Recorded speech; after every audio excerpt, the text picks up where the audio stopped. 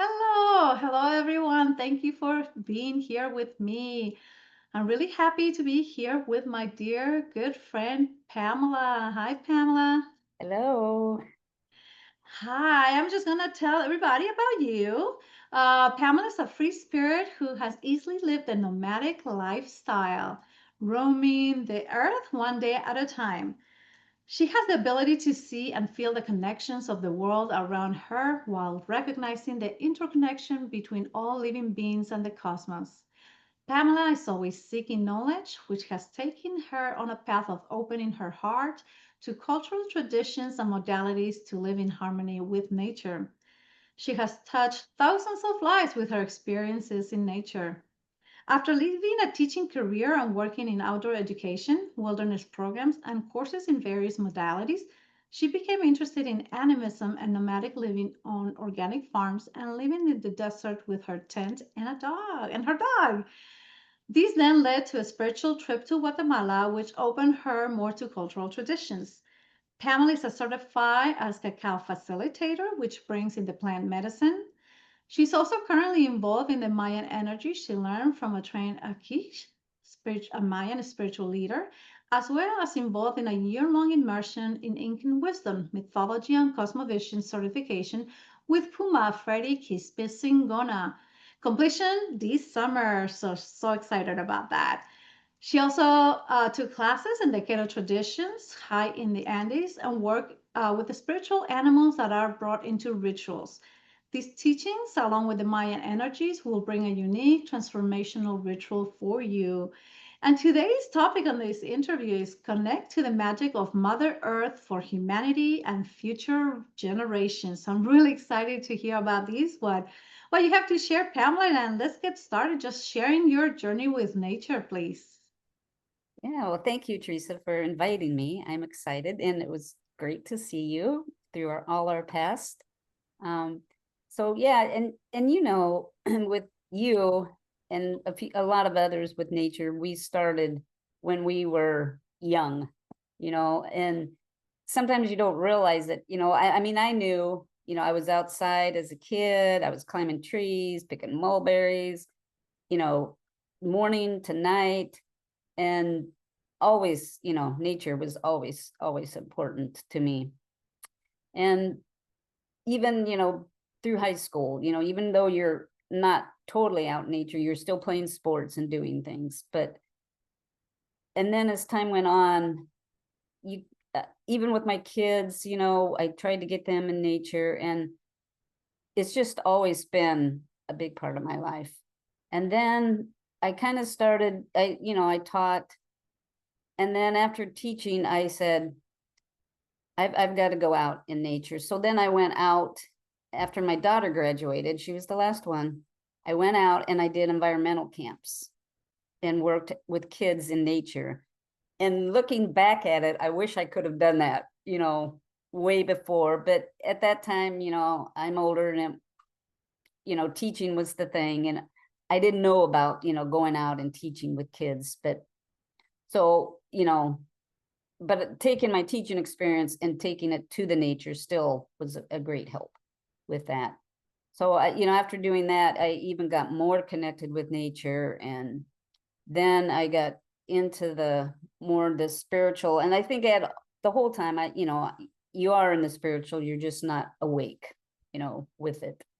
And then just decided I needed to go on my own, and I went, like I said, on the organic farms, just traveled the United States, learning about, helping people with growing the crops, but yet learning all different aspects of nature, and then living the nomadic life. And pretty soon that got me to going into Puma's classes, during all this, and learning from him, which, was the best. And that was the best spiritual. And then when I took my trip to Guatemala, that was just one of the biggest changes. Learning, I started studying the Mayan before I went, and I got intrigued, and that's when I said, I need to go there and I need to learn and see. And we went to Tikal and got to see all the pyramids and got to be involved in spiritual fire ceremonies. And it was just, I can't even describe it. Even coming back, it was just like my daughter even mentioned to me, she said, wow, since that trip, you've kind of changed. and she, with her still young, not quite in that space, she knows that, where I'm at in my spiritual path, but yet for her to see that not being quite in her total spiritual path was interesting for me. And I got to learn from really, really impressive shamans there. He's so known that we got to go in the evening to a special place and have ceremony, because they will only let him go because of who he is. So that was really just, I don't know, just wide awakening for me.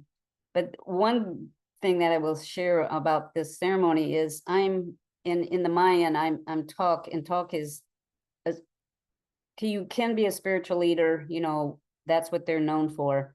And they're known for fire ceremonies. And one day we got to light a special ceremony was the day of talk, and I got to light fire ceremony. And that was a special event for me. So doing all that, coming back and taking this immersion class with Puma has just opened me just way more than I can ever even imagine and tell people about. So it's been a journey, but it's been a great journey.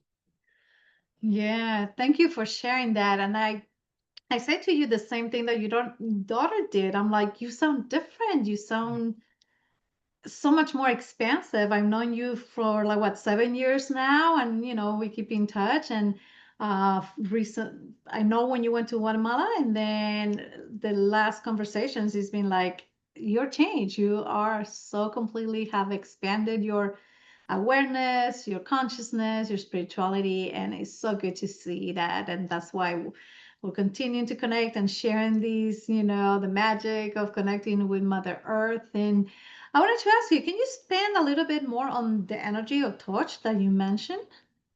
Yeah, in the Mayan energies, there's 20 different energies, and each energy has a special I don't want to say meaning to it, but it's their calendar is the Mayans are very, very smart people, very mathematical, and they have a lot of calendars, but the two main ones are the Sokin, which is the 20 energies that go 13 numbers, but they continue on. So it's like, you would have the 13 energies, and then the next energy would start with 1 again, but each day has a special number and a special energy. And then they have the long count, which is the 360 day.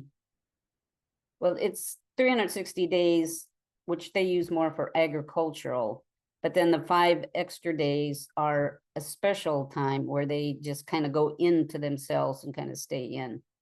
But with each energy is interesting because, like, for me, my number is 4, and each number has a meaning also.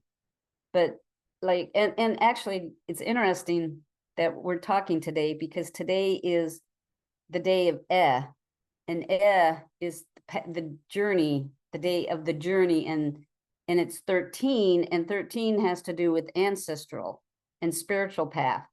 So I thought that was very interesting that we're doing this today on the day of the spiritual path and the ancestral, and that we're talking about this. So it's very interesting that each day has a special meaning and a special number. And with me, like I said, talk is the fire energy, the service, paying your debts. And if you do, just real quickly, if you do what they call the Mayan cross, I'm a talk, but I have a conception one, And then I have a destiny one. And the conception is what brings you in when you were in your mother's womb. And that's kind of the energy. So that's like the second most important. And then you have the destiny is what you, excuse me, you go on, which I am now, into the destiny and the elder because of my age. Because by 52, you're into the destiny. And then you can also go into a future elder, which is when you start usually around maybe late 60s, 70s. And then you also have a masculine and feminine side, which kind of complements, helps balance you out. But what's interesting is that my elder or my destiny and my future elder is Nok and Khan. And both of them have to do with wisdom and knowledge and researching, and that's what I love to do. So it really is a very interesting to see what your Mayan cross is and what your future is, because my Nok is bringing out, like what we're talking, bringing out the knowledge of the earth and the service that I am a talk. So I'm bringing out that knowledge and service to others. So that's, yeah, so it's very interesting. Yeah, thank you for expanding on that. And I definitely agree because uh, once you are aware of these energies, it kind of like your soul is telling you, yes, you are on your path. Like I'm comparing myself to when I was asleep, and it feels like a fog, like you cannot see clearly ahead, or you're kind of roaming around. What's my purpose? What am I doing? What should I do? But once you start on your spiritual journey and start learning from different traditions, what resonates with you is like, yeah, that makes sense. I've been that. I've been operating that, and that's what I'm craving. That's what I'm looking forward to do right now and in my future. And to be aware of that, it gives you, it helps you up. It helps you keep going and being, the elder that you are with your wisdom and your spiritual journey. And it's just kind of, to me, it's like an ally. Is your team. It's part of your team of Right. helpers that you have. Yes, yes, yeah. And it's interesting too, because I mean you have your cross, but to be able to follow each day, there's still that energy, like I said, with today was and bringing that in, and then yesterday was bots, and it was about creativity and sharing experiences. And I did that when I was doing my traveling, because I traveled yesterday, and I was just sharing my experiences. So it's just interesting how you don't realize how these energies are still affecting you each day, even though it's not your total, your one, but they still have an effect on your day. Yeah, and speaking of energies, this is just came up on me, even though this is pre-recorded, but this is going out on the new moon in Leo, which is fire, which is your energy. Look at that. All the universe is just putting things together, and we're just like going with it. But that's another way of being in connection with the cycles of nature, the moon, and that's what I am doing these interviews and bringing them out on the new moon. So that is a great Yeah. connection with the fire energy that you bring in Leo. And speaking of these cycles, how can we bring rituals, ceremonies to Mother Earth? So, and that's what right now I'm with my immersion class with Puma. We are actually this whole year we've done our mesa. Where we, the beginning we made our mesa, and it's all about the divine feminine this year. So it's a beautiful mesa. I mean, it's beautiful.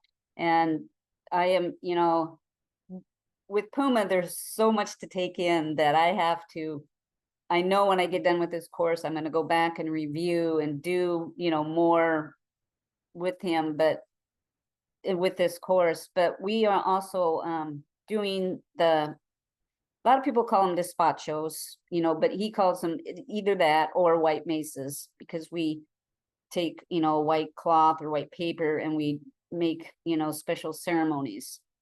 So even the other day, making a ceremony for the solar eclipse and opening that portal. And when we make the mesa, we use a lot of different grains, because that's what they use, flours and grains, and make different circles and different things with the despachos, and then presenting them to the earth. We can present it in a fire, which is hard right now with all the stuff going on. There's a lot of fire, you can't do fires and stuff. So burying it, just presenting it in the waters, presenting it to the earth. And so doing that is a really good ritual. And you can see different ones that I've done on my website, but also I do every morning, I do a ritual to what we call our apus, are our mountains, and our nustas are our rivers. And when we did our mesas, we have special ones that we called in. And also with my carol that I learned is you have your pacarinas. And your pacarina is your mother that you were born into. And so actually just this summer, I went to my area of where I was born, and I did a little ceremony with my mother Nusta, which is the Mississippi River.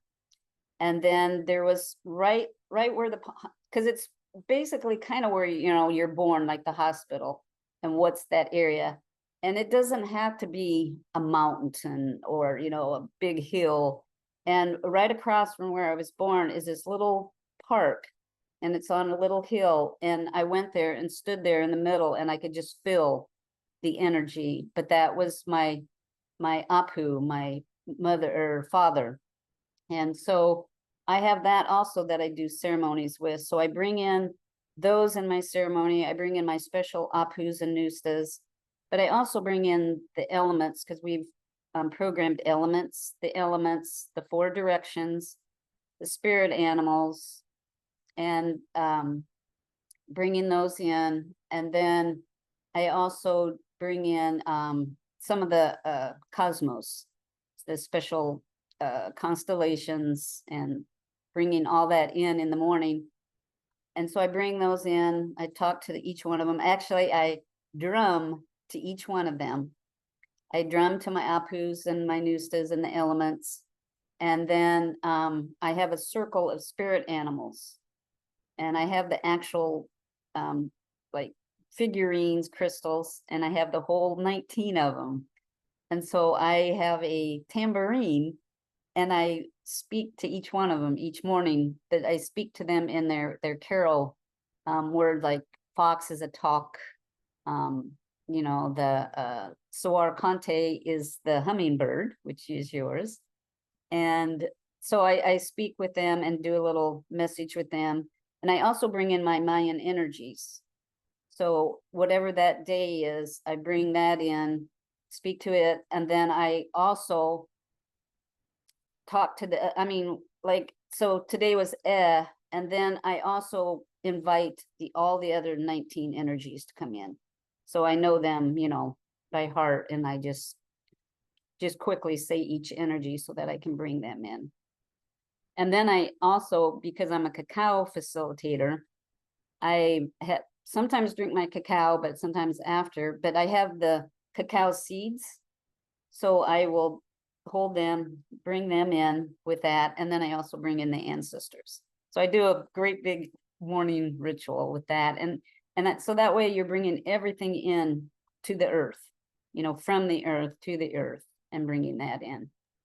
So Yeah, that I love it. So I can visualize everything, and I can also me, like if you see behind me, I do have my hummingbird, spirit animal, my owl, and then feathers here, sage and water, all the elements too, the fire and the lights and everything. And I resonate with you. That's why I like the Indian Cosmovision, because it really speaks to my heart, to my nature self.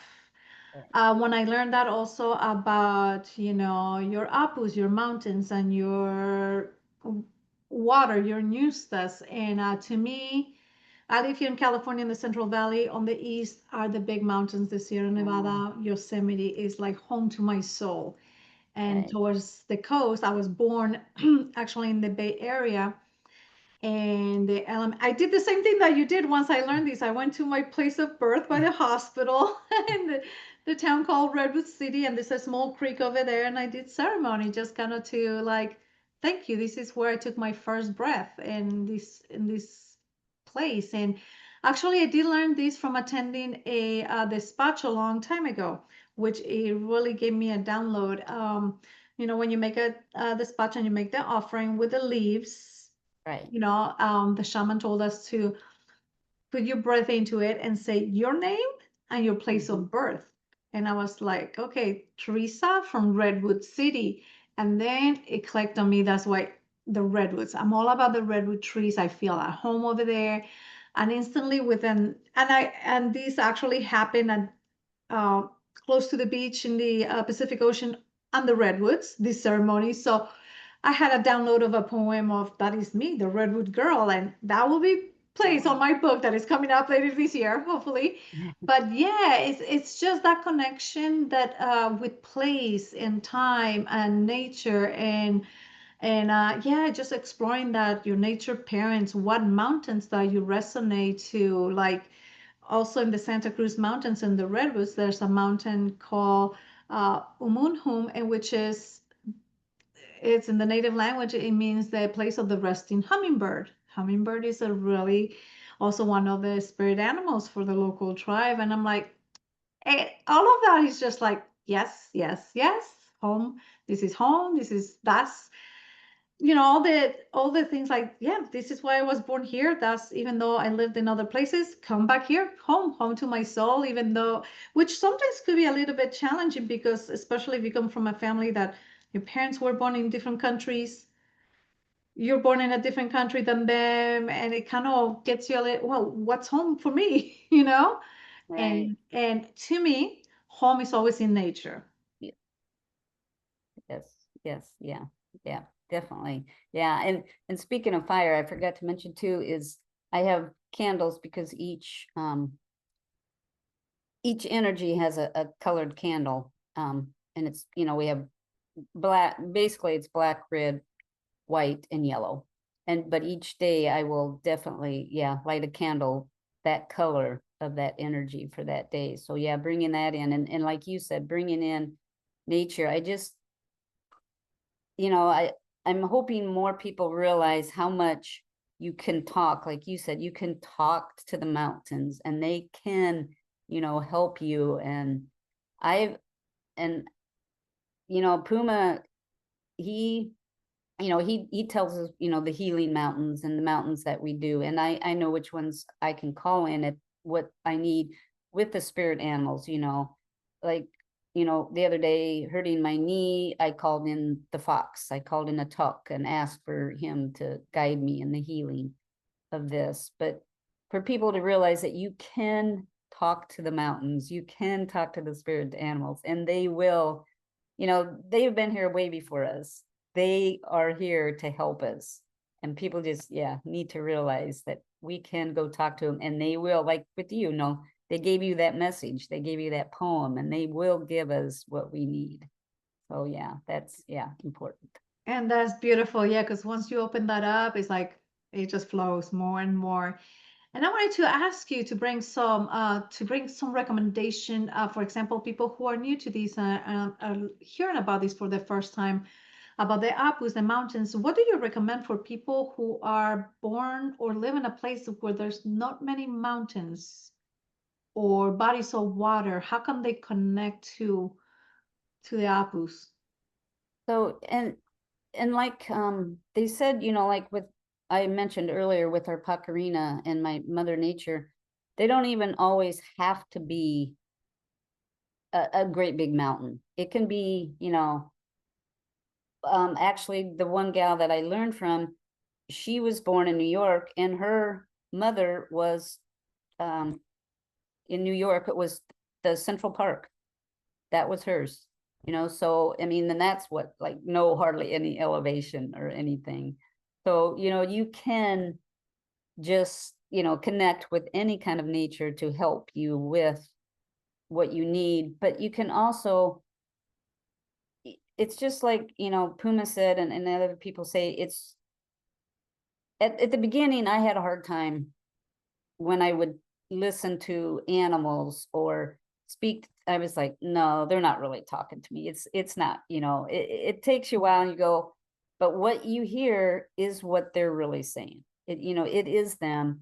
And it's just connecting with whatever one that comes to, calling whatever one that you really have a I don't know, a resonation with, saying, like for me, even eventually, and we've talked about this, I am going to get to Mount Shasta because it's been calling me forever, and so I know, and I've been speaking to it a lot lately, and know that it's calling me to get there. Partly because of the Lemurians, and partly because it's calling me, and I've always had connection with the Lemurians, and so, and it's, I'm in Iowa, so it's not near me, but it's called me. And so I think whatever, resonates with you and calls you, just, take that. And what I did when I called in, when we did our mesa, after I called in the mountain, I went and, because again of my Mayan energy, I went and researched it a little bit and learned a little bit more about it. So, that's another good thing, is to learn about it and what it might bring for you. And, learning that. And one of them that I learned was a healing one. And, I didn't know about that, but it was a healing mountain. So I can call on that for healing. So after, whatever resonates with you, just kind of, research it, find out, oh, what does this bring? What does this mountain might have for me? And a big thing that Puma also says, program it. It's what it's for you, it doesn't have to be necessarily what that mountain says. It's what does it program for you? What does it mean for you? And you program it in, and that's how you can, resonate with it. I love it. Yes. And yeah, use your imagination too and Yeah. do, like you said, do your research. I'm like, I know from very young when I was a kid growing up in Spain, the two places that called me was Peru and Egypt. I've been to Peru, Egypt's on the list, but it was like, I don't know. I'm like, it was just kind of that inner knowing. I didn't even have to, like, I just know it. My my soul is telling me. So, and just exploring. And yeah, Mount Shasta is divine, is said to be also the root chakra of the world. And not to spoil anything, but you're gonna find there, the mountain. You have both. You have the Apus, the mountain, and then Right. Newstats, and the water that comes from the mountain. Right. And is That's what creates the Sacramento River here in California. And it's just snow melt that comes from deep inside the mountain. And it takes something, there's a sign in there that it says how long it takes for the water to come from the inside of the mountain to the headwaters. I think it's about 30 years, Oh, something wow. something like that. Yeah, that was like, wow. So imagine also the wisdom that is coming from that mountain and the waters and the energy, pure water, also Mm, with, how water also holds memory, and yeah, just right. open you up. Yeah, that is so good. And yeah, just like you Yeah. said, do your research. There's so much out there now of power places of the earth because of the Right. different energies of lines that go through them, and they're all connected actually to the mountains. And Yeah. yeah, and in order, so how can we help the future generations of taking care of the earth? How do we inspire that? Well, and that is something that I am just really passionate about right now. I really feel that if we don't do something now, it's we're going to see some damage later, and we need to get the young. So a few things that I'm doing is I'm doing some volunteer work. I've helped. It was this spring. They at a park here. Just it kind of started going really bad. Invasive species. People didn't take care of it, and luckily we got some young people in on the conservation part of it, and they knew that it needed to be helped. So they leveled out a lot of old trees and they got rid of some invasive. And when I first saw it, I just was like, oh no, look at all those trees are knocked down. But we planted over 1,200 new trees. And so we went in and now we're going to have a whole oak forest. I won't see the big trees, but I will at least, see them, and the future generation will see them.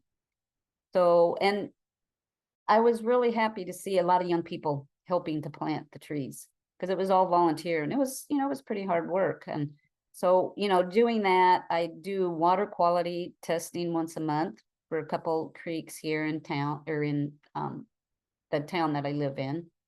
And I've helped with camps with kids, trying to bring nature and things to them. And so doing the volunteer work is, to me, is a big part of helping the nature. And just last month, I learned from Puma that it's called minka. And what it is like, again, we need to tell, and that's something I've learned. I need to take care of myself first. And I think that's why maybe, you can see, my daughter can see the change, because I started taking care of myself and learning about me. And now once you do that, you can then expand to others. And so the big thing is taking care of ourselves, but Minka is finding that one passion, that one thing that you can do for the community or for the global. And so when he was telling us about that, and we were going through that class, I was like, you know what really resonates with me right now is the climate change. I I see that as a big problem. And actually, so again, I'm doing a lot of research, and I want to bring this out, to other people through stories, through writings, through maybe, putting it on a class, putting on a website, but expanding on it. Because even today I was reading, people worry about it, and a big percentage are worried about it. They worry about it, but then they kind of forget it. They they worry, but they don't know what to do, and they don't know how to take the action to do it. And my big minka is going to be to bring awareness to climate change. And I actually, when I was researching, I was surprised to see that young people are worried about it, but they don't know what to do it. But there has been actually a thing called climate suicide, where a lot of young people are so upset with it that they can't handle it. And it when I first saw that, I was so amazed that something, like that was out there that people aren't aware of, young people being so upset with what's going on with their climate. So that is my big passion, and that is one thing that I think, we can help with our future generations. Because when I look at it, I've got grandkids, I've got kids, I got grandkids, and I want them to be able to still have a nice earth, to have places they can go to, and parks they can go to, and places that they can go see and enjoy like I have throughout my life, and still have, I mean, even I've seen places or reports of, because of, all the pollution and different things going on, there's more asthma with kids, more, the breathing. And actually, just today I read about parents or women that are pregnant are getting affected because of all the climate change, and the air, the heat, the disasters. So, just trying to make people aware, and start to doing small steps of starting to take action to help our earth. Yes, I concur with that. It's all about awareness, and uh, also, like, I instead of going towards the doom and gloom statistics and everything, is like I just want to focus on awareness and what we can do. And to me, awareness is like simple things like knowing where your water comes from. What is the water source? It just doesn't, you open the faucet, it comes from somewhere. Right. And also like what's locally to you, your parks, what kind of birds, and start noticing things like, it's it's summer, you notice in the morning a lot more bird activity than, when we go into fall, the leaves are falling, spring when everything is blossoming, just simple things like that. And it makes me happy and excited when I see people here. I live here in the Central Valley, so there's a lot of farming and there's a lot of harvesting of nuts, of almonds. But the almond blossoms in late February are gorgeous. And you see, and it makes me happy people pulling over. I mean, just lines of car, people taking their little, pictures and looking all beautiful. And Sahara, there's also a festival for it, that are focused on what's around you, so make people aware. So, I mean, I'm grateful that I grew up in a dairy farm surrounded by nature, so I can tell the difference between a almond tree, a walnut tree, and all these different trees, and I enjoy that. And I'm and just people noticing that because they see the beauty of the flowers, so that brings the nature connection. And also what I said and what I've learned is like if you love something, you will protect it. You will, so that's why I want to inspire to do with nature. And kind of I'm on the same line with you, like volunteer work, citizens science. There's so much to do. I recently completed here in California, we have a program called California Naturalist. So you take 12 weeks and you learn everything because California is so diverse as well. We have everything, the mountains, the desert, the ocean, and then learn so much about everything here in California, ecosystems, environment, water issues, especially like things that matter, water issues, or, how things the climate is changing, how we do things as well. So all of that, and just kind of like putting it out there and sharing, and it's just sharing it in a positive way in order to like educate, not to put instill fear, like you said. And that's kind of I think how a lot of the media has been instilling fear and blame and shame on humans. Is like, well, other thing, I mean, there's not all of us who are destroying that, it's like, and that here are the things that you can do and just connect. And there's so much out there. The more I started into birding a couple years ago, and now it's like, everything I see and do and share with others. I'm, oh, you can go to this place. This is the time of the year that these birds come. And when I did a naturalist class, it was about 25 of us. And what I loved, it was the sense of community, and everybody was there.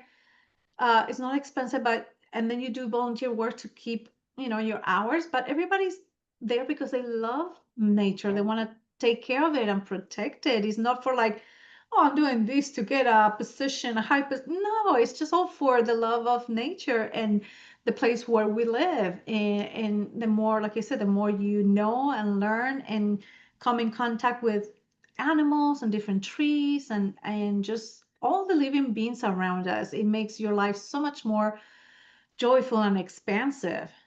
Yes, yeah, and I agree. I was reading that thing article again, like you said, it's the awareness and the positive, because they said if you do too much fear, like you said, and statistics, people are gonna go, oh, but They freeze. Yeah, they yeah, freeze. Like you yeah, said, yeah, I don't know what to do. I mean, you're giving me this right. information. What am I supposed to do? Right, right. Yeah. So I totally agree with you. Yeah. We need to make them just more aware. Like you said, see the beauty in it. See, I'm actually, when I get back to Iowa, because I'm on a trip, but I'm going to do another volunteer for a birding. They have a bird rehabilitation, and I love birds. And it's a place that they take in birds that have, hit the windows, or birds that people find that fall out of nest, and they rehabilitate them and then send them off. And so I'm going to be doing some volunteer work for them too. So it's, yeah, and it's just making people aware of that. Yeah. Exactly. And there's so much volun- opportunities to Right. volunteer with nature. And like you say, I'm glad that, I've done that. I instilled that in my son too when he was younger, living in the Bay Area. There's all kinds of different organizations that will have events like pulling weeds at this place or planting Right. trees or planting, and we always did like on a quarterly basis or something. We did different things so we can get, and it's, hard work. Pulling weeds is not Right. fun sometimes, but knowing that it's like, okay, this is invasive species and it needs to get out of here. We're just clearing, helping the land to heal and plant something else. So it brings you this satisfaction. Right. And like the more awareness we bring out or share that, the more people we do it, it's like, okay, it's kind of offsetting or picking up trash, offsetting Right. what is not pretty out there. Right. Yeah. Yeah. Totally agree. Yeah. Okay, so I want to ask you, I want to share your website on below this video, but is this a place on your website? Do you have about, we're talking about the Mayan uh, cross and everything. Is there a place I know that you have on your website where people can look this up? Yes, yes, you can find that on my website. And I also have a link to another website I'm starting, which is about the magic of Mother Earth, about what we were talking about too with the climate. And I'm starting to post some of the younger generations and different organizations that you can look at and see that young people are doing or adults are doing. So that, yeah, there's a link onto that. And then about the Mayans is on there and about some things that I'm going to be doing with ceremonial. So yeah, Oh, that's great. So you're gonna be yeah, posting resources that people can find. yes, Yes, yeah, that's yeah, great. That and this is why we're doing this interview, and people can reach out to us if you have any questions too, like full of resources. Love to share what I know, and yeah, so that's good. And do you want to share anything that you have coming up, working towards that people can be looking forward to hearing from you? yeah, just kind of like I said, I'm working on a program for just being more aware of the climate. That's going to be my project.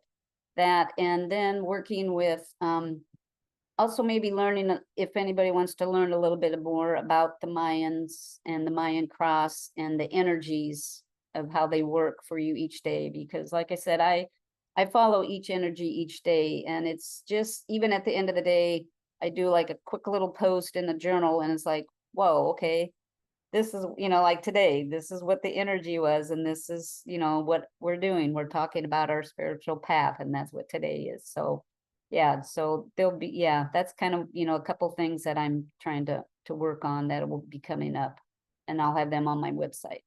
Okay, great. And also, weren't you doing some ceremonies for, I know you did one for the solstice. Yes, and we have my final project is we have to do a ceremony.